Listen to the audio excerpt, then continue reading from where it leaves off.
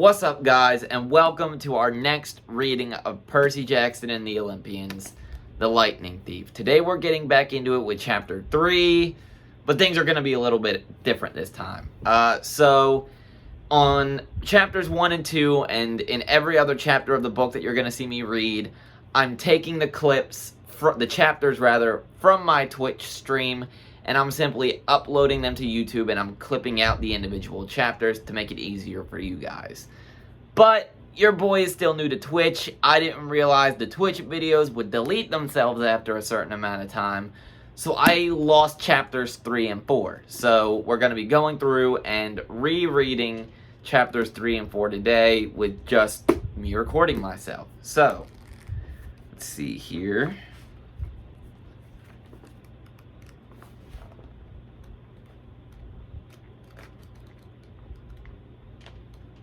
Chapter 4. I'm going to have to reread Chapter 4 as well.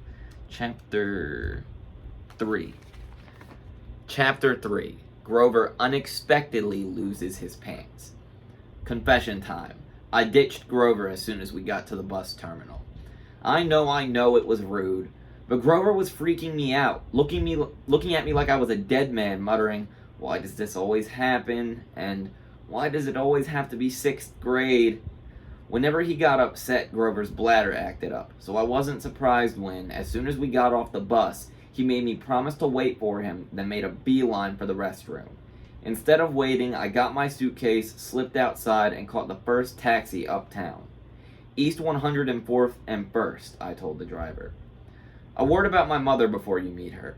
Her name is Sally Jackson, and she's the best person in the world, which just proves my theory that the best people have the rottenest luck.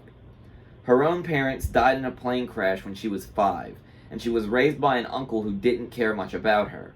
She wanted to be a novelist, so she spent high school working to save enough money for a college with a good creative writing program. Then her uncle got cancer, and she had to quit school her senior year to take care of him. After he died, she was left with no money, no family, and no diploma. The only good break she ever got was meeting my dad. I don't have any memories of him. Just this sort of warm glow, maybe the barest trace of his smile. My mom doesn't like to talk about him because it makes her sad. She has no pictures.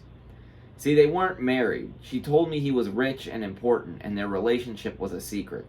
Then one day he set sail across the Atlantic on some important journey, and he never came back. Lost at sea, my mom told me. Not dead, lost at sea.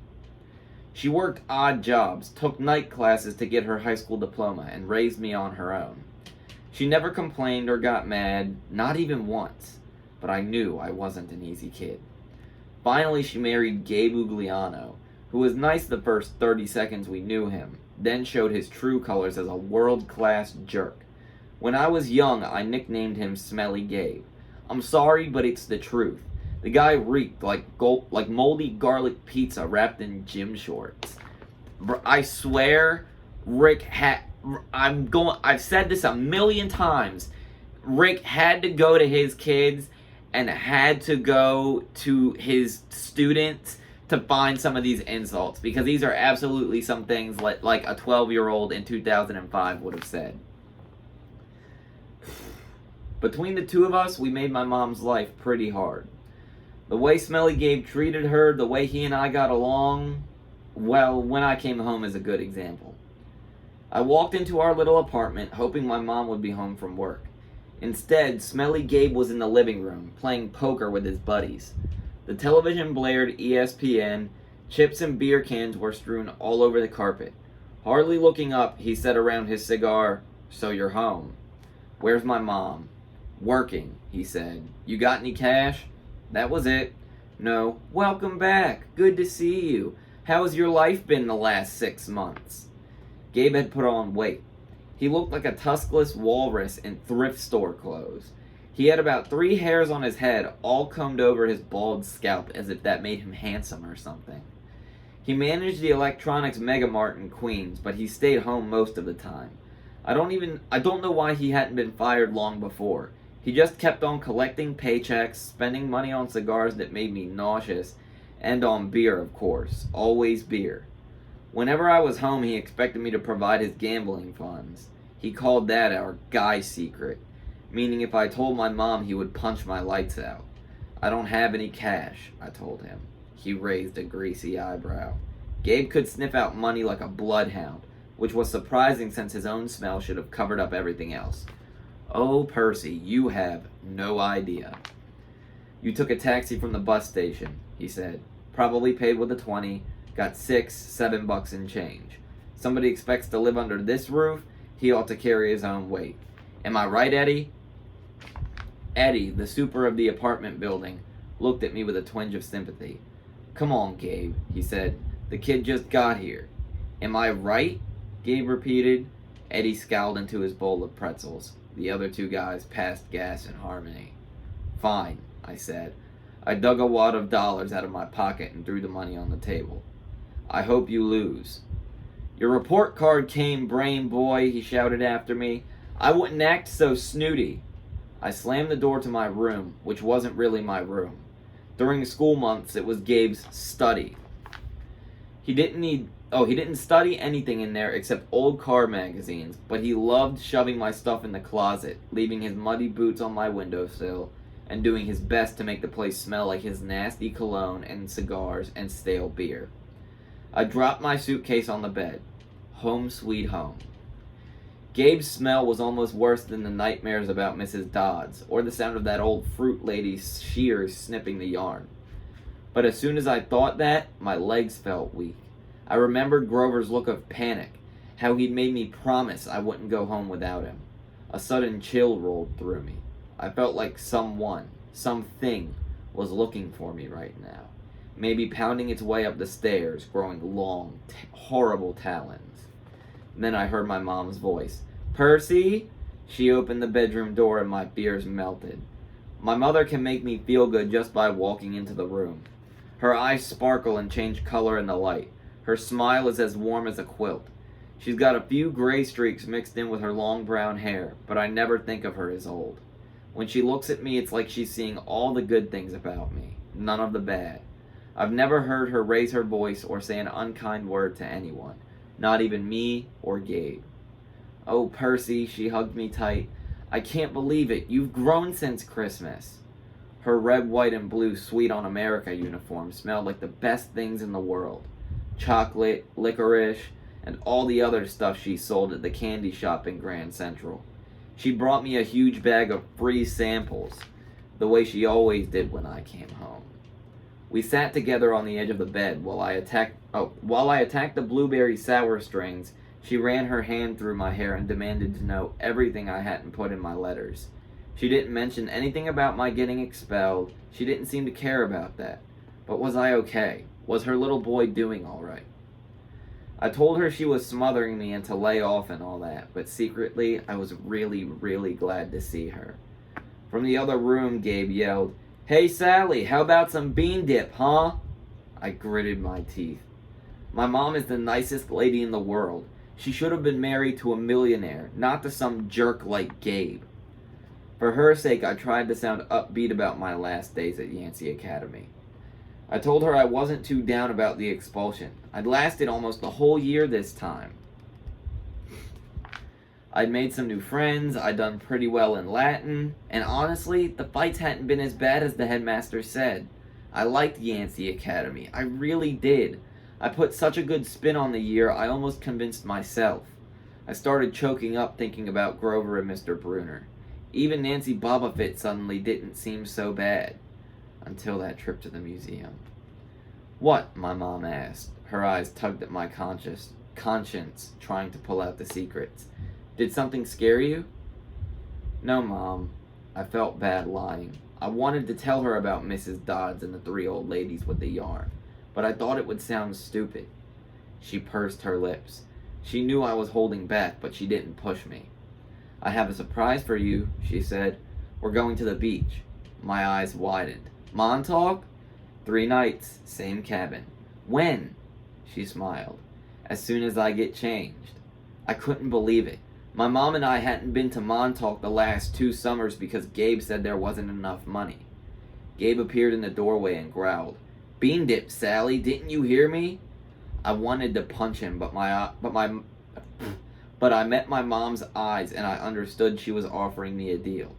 Be nice to Gabe for a little while, just until she was ready to leave for Montauk. Then we would get out of here. I was on my way, honey, she told Gabe. We were just talking about the trip. Gabe's eyes got small. The trip? You mean you were serious about that? I knew it, I muttered. He won't let us go. Of course he will, my mom said evenly. Your stepfather is just worried about money. That's all. Besides, she added, Gabriel won't have to settle for bean dip. I'll make him enough 7-layer dip for the whole weekend. Guacamole, sour cream, the works. Dude, honestly, that sounds banging. You know Sally Jackson throws down in the kitchen. Dude, I'm not even a huge fan of bean dip, but I know for a fact that Sally's bean dip has to taste better than ambrosia itself. Sally's bean dip would be one of the greatest foods you ever had grace your taste buds, and you can't convince me otherwise. Gabe softened a bit. So this money for your trip, it comes out of your clothes budget, right? Yes, honey, my mother said. And you won't take my car anywhere but there and back. We'll be very careful. Gabe scratched his double chin. Maybe if you hurry with that 7-layer dip. And maybe if the kid apologizes for interrupting my poker game. Maybe if I kick you in your soft spot, I thought, and make you sing soprano for a week. But my mom's eyes warned me not to make him mad. Why did she put up with this guy? I wanted to scream. Why did she care what he thought? I'm sorry, I muttered.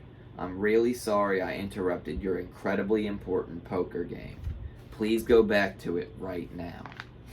Gabe's eyes narrowed. His tiny brain was probably trying to detect sarcasm in my statement. Yeah, whatever, he decided. He went back to his game. Thank you, Percy, my mom said. Once we get to Montauk, we'll talk more about whatever you've forgotten to tell me, okay? For a moment, I thought I saw anxiety in her eyes. The same fear I'd seen in Grover during the bus ride, as if my mom, too, felt an odd chill in the air. But then her smile returned, and I figured I must have been mistaken. She ruffled my hair and went to make Gabe his 7-layer dip. An hour later, we were ready to leave. Gabe took a break from his poker game long enough to watch me lug my mama's bags to the car. He kept griping and groaning about losing her cooking, and more important, his 78 Camaro, for the whole weekend. Not a scratch on this car, brain boy, he warned me as I loaded the last bag. Not one little scratch. Like I'd be the one driving. I was 12, but that didn't matter to Gabe. If a seagull so much as pooped on his paint job, he'd find a way to blame me. Watching him lumber back toward the apartment building, I got so mad I did something I can't explain. As Gabe reached the doorway, I made the hand gesture I'd seen Grover make on the bus, a sort of warding off evil gesture, a clawed hand over my heart, and then a shoving movement toward Gabe. The screen door slammed shut so hard it whacked him in the butt and sent him flying up the staircase as if he'd been shot from a cannon. Maybe it was just the wind, or some freak accident with the hinges, but I didn't stay long enough to find out. I got in the Camaro and told my mom to step on it. Our rental cabin was on the South Shore, way out at the tip of Long Island. It was a little pastel box with faded curtains, half sunken into the dunes.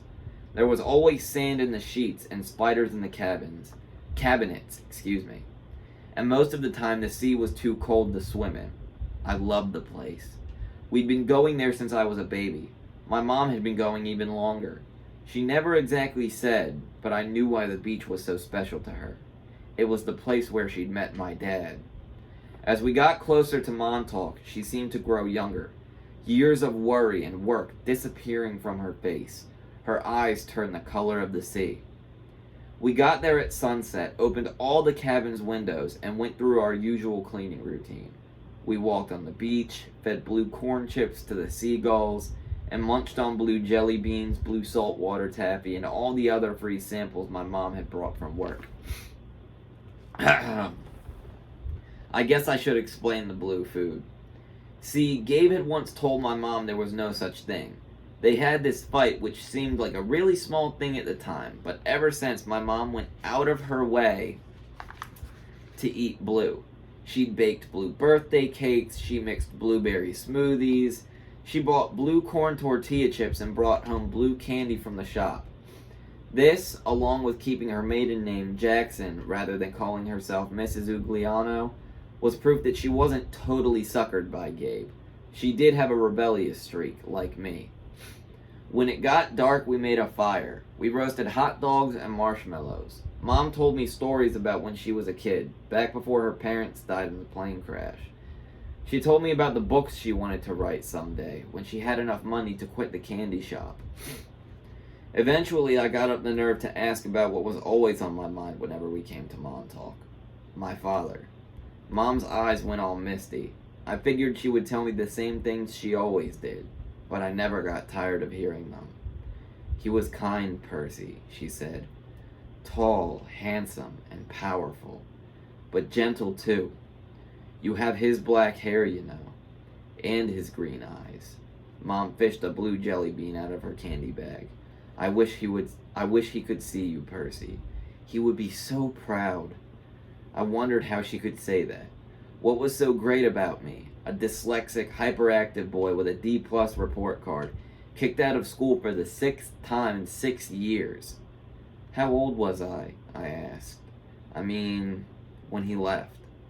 She watched the flames. He was only with me for one summer, Percy. Right here at this beach. This cabin. But he knew me as a baby. No, honey. He knew I was expecting a baby, but he never saw you. He had to leave before you were born. I tried to square that with the fact that I seemed to remember something about my father. A warm glow, a smile. I had always assumed he knew me as a baby. My mom had never said it outright, but still, I'd felt it must be true. Now to be told that he'd never even seen me? I felt angry at my father. Maybe it was stupid, but I resented him for going on that ocean voyage, for not having the guts to marry my mom. He'd left us, and now we were stuck with smelly Gabe. Are you going to send me away again? I asked her. To another boarding school? She pulled a marshmallow from the fire. I don't know, honey. Her voice was heavy. I think we'll have to do something. Because you don't want me around? I regretted the words as soon as they were out. My mom's eyes welled with tears. She took my hand, squeezed it tight. Oh, Percy, no. I have to, honey. For your own good, I have to send you away. Her words reminded me of what Mr. Brunner had said, that it was best for me to leave Yancey. Excuse me. Because I'm not normal, I said. You say that as if it's a bad thing, Percy, but you don't realize how important you are. I thought Yancey Academy would be far enough away. I thought you'd finally be safe. Safe from what? She met my eyes, and a flood of memories came back to me. All the weird, scary things that had ever happened to me, some of which I'd tried to forget. During 3rd grade, a man in a black trench coat had stalked me on the playground. When the teachers threatened to call the police, he went away growling. But no one believed me when I told them that under his broad-brimmed hat, the man only had one eye, right in the middle of his head. Before that, a really early memory. I was in preschool, and a teacher accidentally put me down for a nap in a cot that a snake had slithered into. My mom screamed when she came to pick me up and found me playing with a limp, scaly rope I'd somehow managed to strangle to death with my meaty toddler hands. Pause! Time out. First off, that's something Hercules did. Like the snakes in the cradle thing, that was something Hercules did. But snakes are a Poseidon animal, aren't they? Why would a snake be sent after Percy when he's Poseidon? Like, I get the wanting to draw a comparison to like Hercules and stuff. But like, I mean, maybe it was like, you could say it was a test by Poseidon. But why would Poseidon send one of his own sacred animals after Percy? Maybe I'm wrong. Maybe the snake isn't a sacred animal of Poseidon. But I'm like 99% sure it is, because with Hercules, Hera went to Poseidon for a favor to try and off Hercules with snakes. I don't know. That's in every single school something creepy had happened, something unsafe, and I was forced to move. I knew I should tell my mom about the old ladies at the fruit stand, and Miss Dodds at the art museum, about my weird hallucination that I had sliced my math teacher into dust with a sword. But I couldn't make myself tell her. I had a strange feeling the news would end our trip to Montauk, and I didn't want that. I've tried to keep you as close to me as I could, my mom said. They told me that was a mistake. But there's only one other option, Percy, the place your father wanted to send you. And I just can't stand to do it. My father wanted me to go to a special school. Not a school, she said softly. A summer camp. My head was spinning. Why would my dad, who hadn't even stayed around long enough to see me born, talk to my mom about a summer camp? And if it was so important, why hadn't she ever mentioned it before? I'm sorry, Percy, she said, seeing the look in my eyes. But I can't talk about it. I couldn't send you to that place. It might mean saying goodbye to you for good. For good? But if it's only a summer camp... She turned toward the fire, and I knew from her expression that if I asked her any more questions, she would start to cry. That night I had a vivid dream. It was storming on the beach, and two beautiful animals, a white horse and a golden eagle, were trying to kill each other at the edge of the surf. The eagle swooped down and slashed the horse's muzzle with its huge talons. The horse reared up and kicked at the eagle's wings. As they fought, the ground rumbled, and a monstrous voice chuckled somewhere beneath the earth, goading the animals to fight harder. I ran toward them, knowing I had to stop them from killing each other, but I was running in slow motion.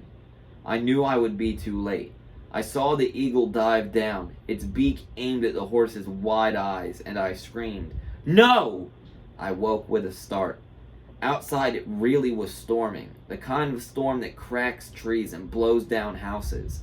There was no horse or eagle on the beach, just lightning making false daylight, and 20-foot waves pounding the dunes like artillery. With the next thunderclap, my mom woke. She sat up, eyes wide, and said, "Hurricane." I knew that was crazy. Long Island never sees hurricanes this early in the summer. But the ocean seemed to have forgotten.